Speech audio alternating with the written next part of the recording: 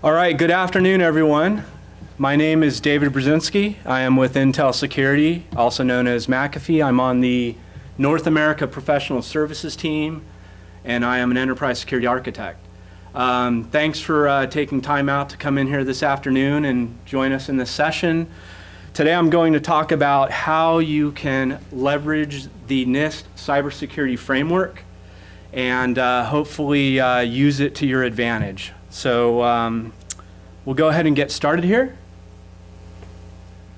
So a quick overview of the agenda. I'm going to talk a little bit about where to begin in this process and journey. We're going to talk about what this cybersecurity framework is and what it is not. We also will review and discuss limitations of the cybersecurity framework. I'm going to provide an overview of the framework components. We'll talk about some methods and ideas for alignment to the framework.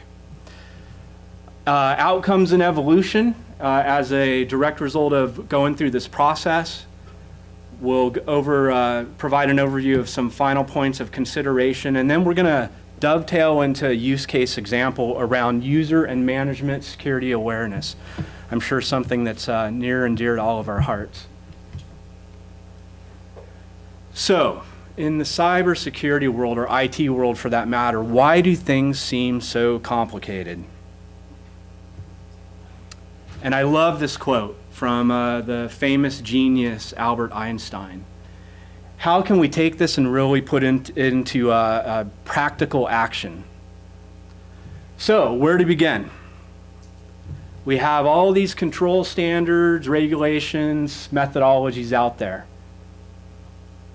And the bottom line is, it can be darn confusing.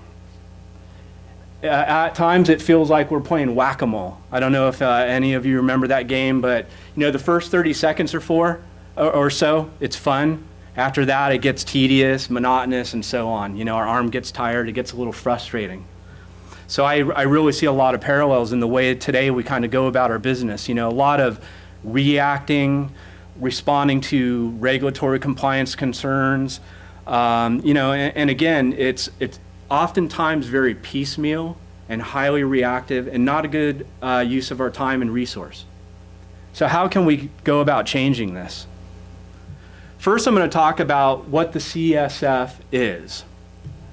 So the Cybersecurity Framework is a framework that was put together with the leadership and direction of National Institute of Standards and Technology. It encompasses security risk across people and process. It is not specifically focused on technology. And one real key about the framework is it was really put together to include business context. And we'll talk more about that in a second. The use of the framework is voluntary. It is a tool and a method for evaluating the current as-is state and working to develop a to-be state. And again, we'll talk a little bit more about that as we delve deeper into the slide deck. The guidance was put together based on best practices, and it was both public and private sectors that were involved with it. And my company, Intel, was one of the companies that was at the table and is an early pilot adopter of the CSF in Intel Corporation. One of the really, in my opinion, great things about the cybersecurity framework is it establishes a common language and taxonomy. So the bottom line is, you know, we have the techies, they have their tech speak, you have the business people, they have their business speak and language. The two don't always mesh very well. A lot of times things are lost in translation. So the cybersecurity framework really helps to provide a common vernacular so that when we're talking about risk management and risk-based decisions, it's easier to interpret and be able to take action based on that information. There are common categories of security activities, and those map back down into specific cybersecurity standards. So those can be things like PCI DSS, NIST 853 Revision 4, ISO, et cetera, et cetera.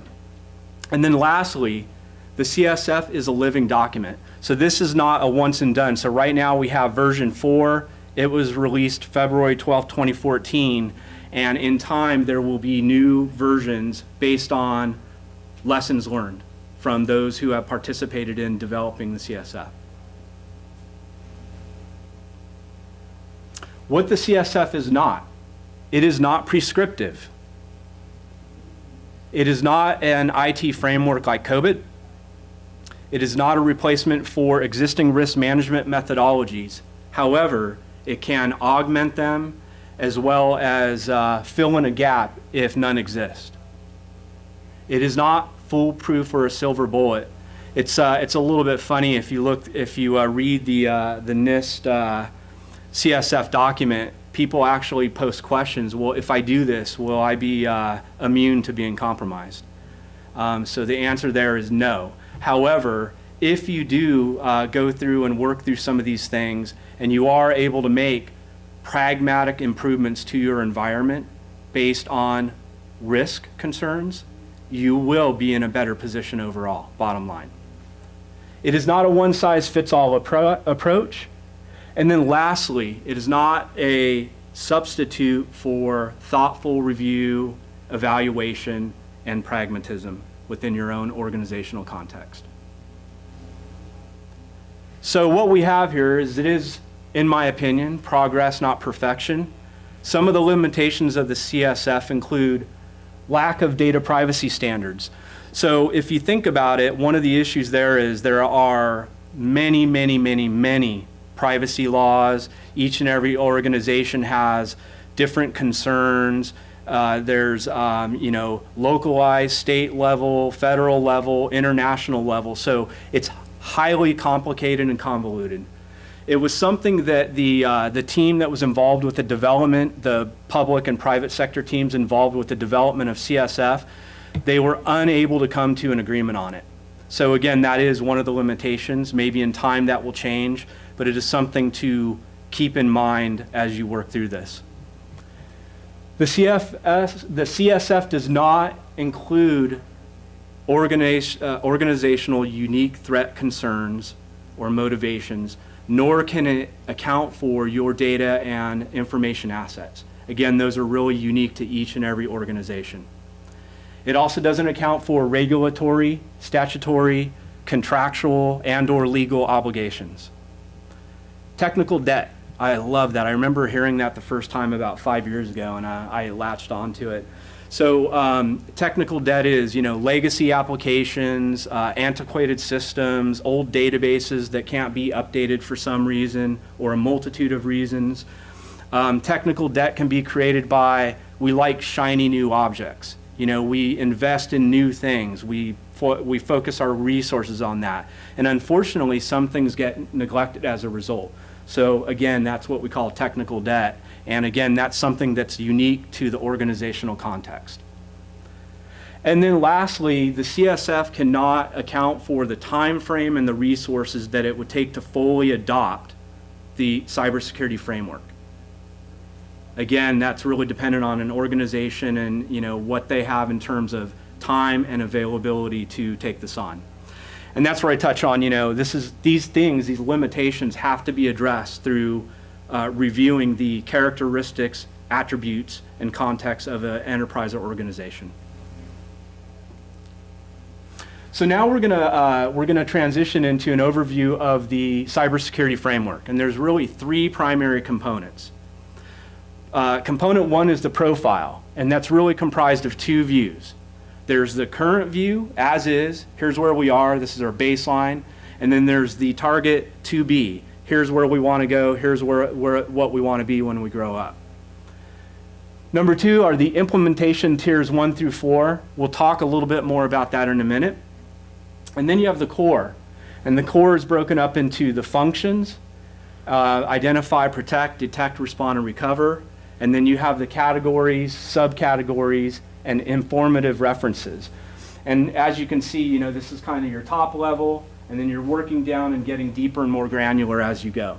The informative references, again, are NIST 853R4, PCI DSS, it can be COBIT, it can be state standards, et cetera, et cetera, et cetera. So talking about the tiers, a lot of people confuse the tiers in the cybersecurity framework for a measure of maturity. I want to be clear. The tiers are not a measure of maturity. What the tiers are basically a practical way of determining your depth, breadth of effectiveness.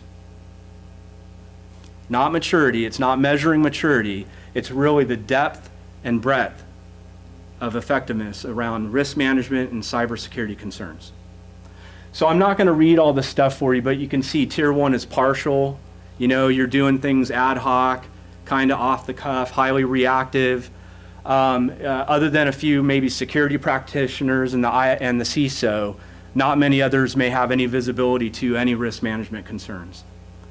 You go to tier 2, risk informed. It's a little better. There's some additional level of engagement from management, but again, it's not cohesively established as a process across the organization. So there may be some level of cybersecurity activities and risk management. At some level, there may be visibility, but again, it's not all encompassing. We move on to tier 3. Again, now we've moved up a level, and risk management, there's actually understanding at the management level, there's active participation, and then lastly, adaptive. And this is really where it's highly proactive and evolving. We're doing more in the way of predictive analysis. We're learning from our mistakes. We're making adjustments. We're evolving, and we're optimizing. And again, the real key point here is, compared to tier 1, tier 4 is where risk management and cybersecurity has been embedded in the very fabric of the company culture. That's a tough thing to do. It takes time. So again, we're talking about context.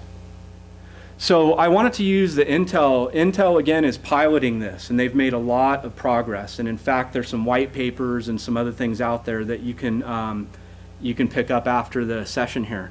But this was Intel's work in terms of documenting the tiers. So they took the NIST references, the Cybersecurity Framework definitions, and they expanded upon them. This is a real useful and practical exercise for every organization that's going to go through this to take on, to really look at what does it mean for us at tier 1, what does it mean tier 2, and so on. And you can see how Intel broke it down. They focused on, and let me see if I can get my little handy dandy pointer working here. There we go. The people, process, technology, and the overall ecosystem. And again, you can kind of read through this. I believe that the slides will be presented after, and you can take a closer look at this. But this was a key aspect of the overall exercise in terms of their moving forward into piloting of the cybersecurity framework within Intel IT and security. So now we're going back and we're talking about, again, the core of the cybersecurity framework. Again, the top level categories, I think they're relatively self-explanatory. Identify, this is really understanding our assets, our data, our systems, our capabilities, so that we can effectively apply cybersecurity and manage our risk across the environment. Protect, again, these are not only technical controls, these can be processes and methods that protect us against cybersecurity threats. Detect, so proactive and continuous monitoring, dealing with the events and alerts. Again, contextual behavior across the organization, monitoring for indicators of compromise, et cetera, et cetera. Respond and recover. So in my line of work for Intel Security, I go into customers on a regular basis to help engage in terms of security architecture, helping our customers to better navigate even their own environments in terms of putting in place the right level of risk and threat mitigations around their environment. And in my experience, the last two categories here, respond and recover, are typically areas that have not been invested. There has been a significant lack of investment. So a lot of investment in protect, a lot in detect, but not so much in respond and recover. So again, that's just one of my observations. So now we're talking down and we're going to walk from left to right here. Again, we have the functions, the categories. So the category, we're talking about data security here, protect information and data from natural and man-made hazards, and maintain our the availability, integrity, and confidentiality of that data. We then go down to the subcategory. Again, it's getting more granular as we go. Protect the data, including physical records. That could be things in file cabinets. Yes, they still do exist. And again, the focus is on AIC, availability, integrity, confidentiality. And then lastly, our references.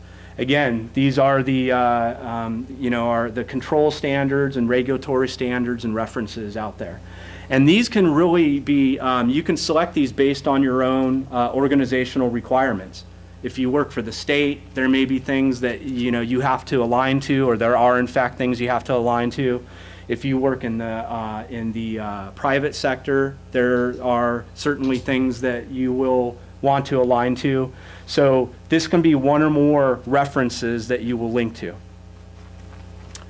So what I want to provide an overview here is talking about kind of this method. So one is, if you do take advantage of the CSF, you will be able to baseline and describe your as-is current state posture. You're going to be able to describe your target state, to-be posture. You will in turn be able to identify and prioritize improvements. These are your strategic investments. This is where you're going to focus your time, your resources, your effort. You will be able to assess and measure progress against those desired objectives. And then lastly, and really most importantly in my opinion, communicate to the stakeholders. So now we're going to talk a little bit how we do this. So it's really, I want to be clear that this is simply an example. And it is sequential. It's not perfect. But I want to run through this so it gives you an idea of what the steps are that would be involved in kind of working this into your own organization and making this happen. So if we start, small and think big. So one important note is if you try to do the CSF and go from from the high level to the subcategories and all the way down through the thing, you're going to get bogged down, and it's like trying to eat an elephant. You have to really focus and kind of focus in and think, start out small, but think big. Learn to crawl before you walk, before you run. And that's really important here. So part of the process is identifying the stakeholders, the core group. So these could be people in the business, or should be people in the business, people in IT security, people in IT, people that represent some of the other groups across the organization. You obviously want to communicate. You need to align on the scope and the expectations around piloting the CSF in your organization. At that point, you're going to work through your tailoring the tiers. So again, this is sitting down and going through tiers 1 through 4 and really working with this group to define what those tiers are in context to your organization. And that can be a lot of work, but it's really important because this is how you learn about yourselves. That then feeds into setting your targets for your to-be state, validating those targets with the core team, creating a tool for assessment, and I'll show you a tool that was created by Intel in a second, and there's other examples out there. You don't have to reinvent the wheel. Taking that tool that you create for the self-assessment, handing it over to subject matter experts to do a self-assessment. Compare those assessment results to your targets. Identify the gaps. Then you plan on, the next step would be a plan to drill down on prioritization and next steps in terms of investments and resources. And then again, feedback loop, communicate results. This is not a once and done activity. This will be ongoing. But again, this is how you can kind of get started in this process and take advantage of this methodology. So very quickly, And again, I really recommend that you start piloting this. You focus on the top level categories as a starting point. Again, that's identify, prevent, detect, respond, recover. You start on those first. Don't get down all into the weeds and, because it's just going to be too much to take on. That will allow you to identify critical gap areas for further strategic investment. You can prioritize and focus. It'll allow you to minimize and mitigate getting bogged down in too much detail and going too deep out of gate. A lot of us security people like to do that. It doesn't work real well. It will create a consistent dialogue and vernacular within the organization relative to risk and risk posture. And to me, this is really, something that has been lacking for many, many years, because again, going back to my point earlier, us cyber techies go in and we talk to management and their eyes glaze over and it's, FUD and this and that. We have to get away from that. We have to learn to talk with them on a level plane and them with us on a level plane. And the CSF really helps to make that happen. I already said this, crawl, walk, then run. Starting point to better understand and articulate the complete risk picture. And I'll show you how that is in a minute. And then lastly, wash, rinse, repeat. There are going to be lessons learned along the way. You have to make adjustments. You have to keep communicating, and you have to keep putting forward if you're going to really get any advantage out of this. And like anything else in life and everything that we do professionally and personally, there has to be regimen, there has to be discipline, there has to be focus, and there has to be motivation. If you have those things, you will make progress. So now we're talking about, this is the self-assessment roll-up that I was talking about. This is an example. Intel put this together, and they actually use this in our enterprise to perform a self-assessment to determine the as-is state across Intel. So what they did was we went about it by identifying functional areas, and you can see we have policy, network, representation from identity, operations, etc. They had SMEs review each of the areas and provide a self-assessment or evaluation score. And by the way, Intel went through and actually set a target or to-be state in using the tiers, and I'll show you an example of that in a minute. And if you notice when we get there, there aren't a lot of 4s. They were very pragmatic and realistic about it. If you go about this and you say, oh, we want to be tier 4 on all of them, that's a real high bar to get over. So you have to be pragmatic and realistic about it based on, again, your organization. So they went about evaluating the functional areas. This provided greater insights. You can see some of the results there. They were then able to highlight the outliers. So you can see here in policy, risk management strategy, the policy SME said that they were a 4, adaptive, whereas the operational team said that they were a 1, partial. So right there's an immediate outlier. They are able to highlight major differences. So again, if you look at detect anomalies and events, the endpoint data protection team said we're partial, and the apps team said we are adaptive. So what does this all mean? It means results, because now we can take the overall roll-up, and this shows our actual assessment scores, our targets. Again, the organization said these are the targets. This is the to-be state we want to get to. And you can see, as I said, there's 1, 2, 3, 4, 5, 6, 7 adaptive. So they were realistic about what they could achieve. This is an iterative ongoing process. So in the next 12 to 18 months, we want to get here. We're going to continue to review, evaluate, assess, adjust. Over time, a 2 to 3 to 4 year period, it's very likely that a lot of these will be a 4. But again, you have to learn to crawl first.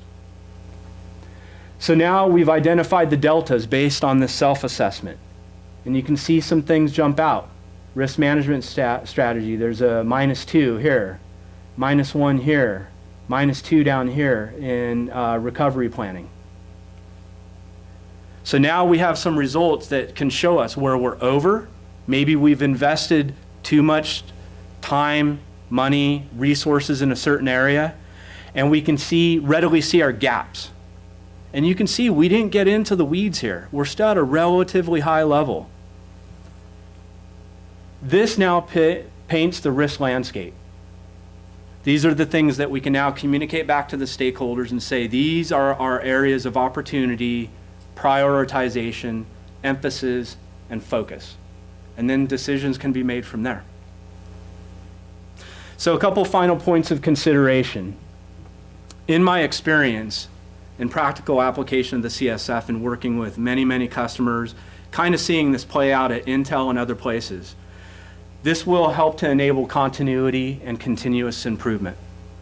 One key thing that I highly recommend is don't try to do this alone. Join birds of a feather groups. Get out there and talk to people. Don't go it alone. There are a lot of other organizations and enterprises that are trying to walk this path right now. And it's very useful that you can learn from their experiences as they can learn from yours. Keep it simple. Don't try to go too deep, too fast, or try to eat the elephant. And then lastly, of course, understanding your cybersecurity risk and managing the cyber investments, it's going to allow for real investments. You're no longer just reacting and playing whack-a-mole. You're prioritizing things, you're communicating, management has the big picture, and you're well on your way to improving things across the board. So now we're going to transition very quickly. How am I doing on time here? All right. So we're going to transition now a little bit and take a use case scenario. So I want to back up real quick. So if you see right here in the training, and so up in the protect category, awareness and training, the actual was 2. Intel's target was 3. So we came in under. So right there, that's an area for focus. So every organization has at least one Dave, right? Human error. It is the weakest link.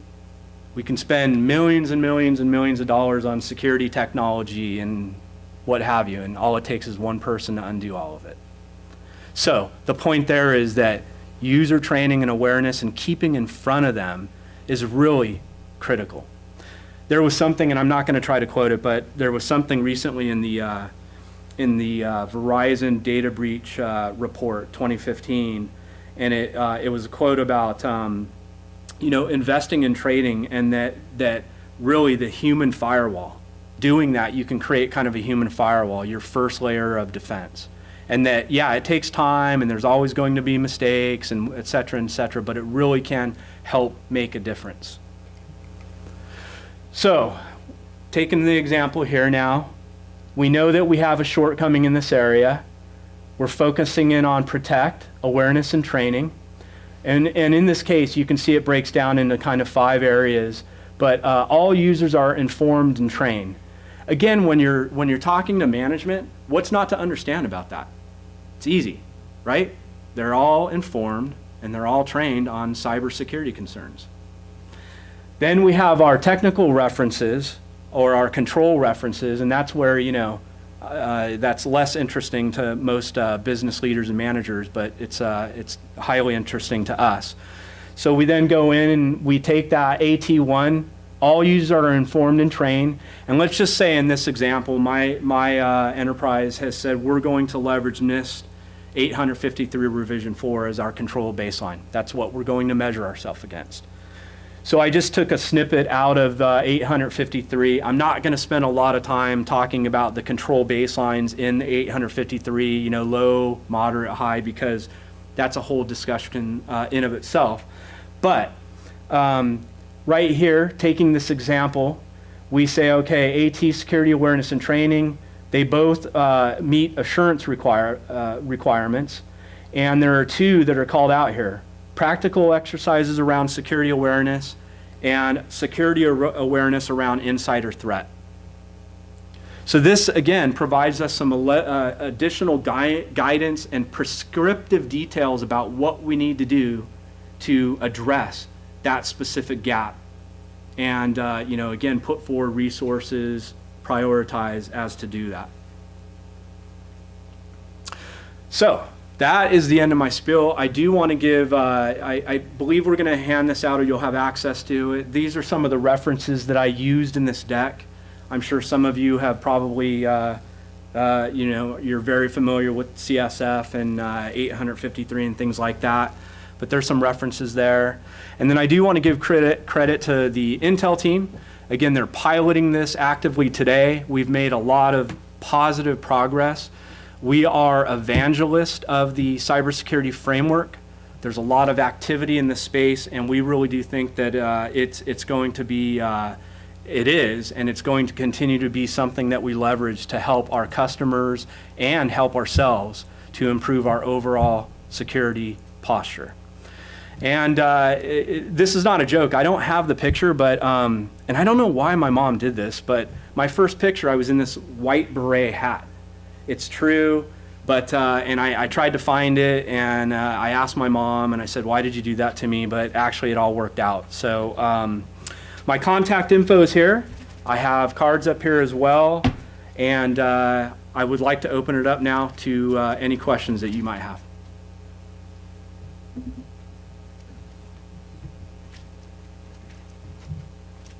Wow, quiet bunch. Did anything that I say make sense at all? Yes. All right, excellent. All right. Could you go back 2 slides? I can, absolutely. It's not really a question, I just want to look at it. There? Yeah.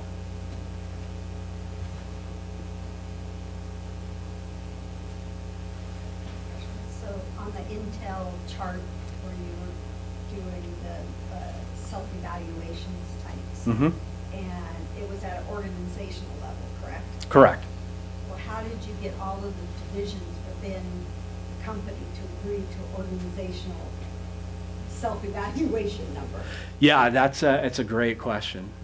That's where you, early on in the process, and I'll go back. And sorry, I can jump ahead again. I know you were studying the slide there.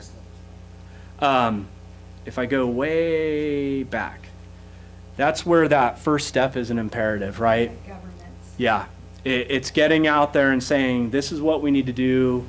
IT security and IT can't do this alone. We've tried to do that, and we fail every time we try to do that. So it's getting out there and saying, we need representation, and this is really what we're trying to do and achieve here. And we want your input and participation. That part, is good. The reality, though, that within an organization, Mm-hmm. you really have some that are not doing a good job in those areas and some that are doing well. Right. So, how are you, looking at that at an organization? I mean, I don't think it does anybody any good just to average it, because that's not really the real picture. Right. Especially especially with your prioritization later. Yeah. You've got a group that is down, really below where your number 2 is, or your number 3 where you're wanting to be. Right. And you've got 3 others that are where you want them to be. Mm-hmm. How does this help deal with that scenario? Yeah. Again, there's unique characteristics to every organization. There's layers 8 and 9, and politics and people and that type of stuff. And it's hard for me to give you an absolute answer to that. I think that by going through this, the imperative here is that having someone come in and do this for you isn't a great idea. Like, I can do this. Intel Security, that's one of the things. We can come in and help you guys kind of start going down this path. But really, you as an organization and your team members need to do this self-assessment and evaluation to kind of find the organizational truth, right? And I think that feedback loop that I talked about is where once you kind of get this roll up, and you may decide not to do it by functional area. Maybe your organization is structured very differently and you do it by business area, or some other way, you go about it in a different way just because you're organized differently.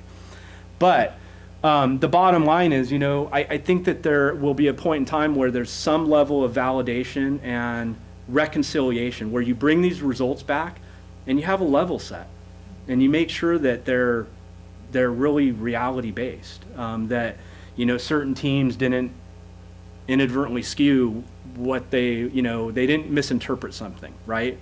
Because this information at this point is only as good as kind of the thought and just being truthful about the realities of the environment. If you get this self-assessment and the database guy says, hey, it's a 4, we're perfect, it's not going to help much. So you have to have those conversations and say, look, this is not a blame game. We're not looking to pin, or point the finger at people. We're doing this as a practical exercise to figure out where we need to better focus our efforts moving forward and kind of change the game instead of just reacting all the time to everything that seems to come at us. So I hope that helps. Well, yeah, the evaluation is fine, it's just the reality is you have a disparity, but I think this helps identify where those disparities can be, and you can start addressing those disparities. You can, and sorry, and just the last thing I want to say on that is, again, sometimes there might be some uncomfortable conversations, within an organization. That's part of this self-discovery process. Yes, sir. Don't you want to survey your people?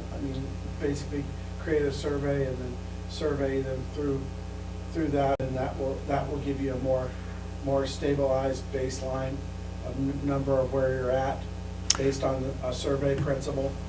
Yeah, so when you say survey your people, are you talking about subject matter experts that are responsible for? Yeah, I would survey maybe even vendors, Mhm.